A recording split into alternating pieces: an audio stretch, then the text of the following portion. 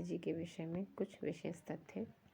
इससे पहले हम बिहारी जी की रचना बिहारी सतसई के विषय में महत्वपूर्ण तथ्य पढ़ चुके हैं कि किसने क्या कहा था बिहारी सतसई को। तो आज देखते हैं बिहारी जी के विषय में। तो बिहारी रीतिकाल व रीति सिद्धि परंपरा के प्रतिनिधि कवि हैं तथा डॉक्टर नगीन ने बिहारी को रीतिबद्ध परंपरा में स्थान दिया है। बिहारी का काव्य ध्वनि संप्रदाय के निकट है। तो अगर पूछा जाए कि बिहारी का काव्य किसके निकट है, तो ध्वनि संप्रदाय के निकट है। बिहारी अन्योक्ति अलंकार एवं व्यंजना शब्द शक्ति के सबसे बड़े कवि हैं। बिहारी का संयोग वर्णन उत्कृष्ट है, किंतु उनका वियोग वर्णन बनावटी लगता है। बिहारी ने ग्रामीण संस्कृति को हे दृष्टि से देखा है। मिर्जा राजा जयसिंह ने बिहारी को काली पहाड़ी नामक गांव जागीर के रूप में दिया था।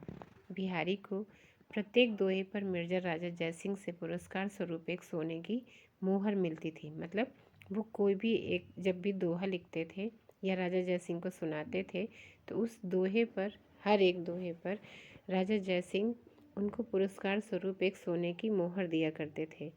बिहारी ने संयोग वर्णन के लिए राधा को आलंबन रूप में ग्रहण किया है और बिहारी की राधा वाचाल मानी जाती है। बिहारी का प्रेम संबंधी दृष्टिकोण यथार्थवादी माना जाता है। लाला भगवान दीन ने सूर, तुलसी और केशव के बाद इनको हिंदी साहित्य का चौथा रत्न भी कहा है। तो चौथा रत्न किसने कहा है? लाला भगवान दीन ने। और बिहारी की एकमात्र रचना बिहारी सतसई है। बिहारी सतसई में 719 छंद माने जाते हैं। अगर आपसे पूछा जाए कि बिहारी सतसई में कितने छंद हैं, तो 719 हैं। तो इन 719 छंदों में 713 दोहे और 6 सोरठा छंद हैं।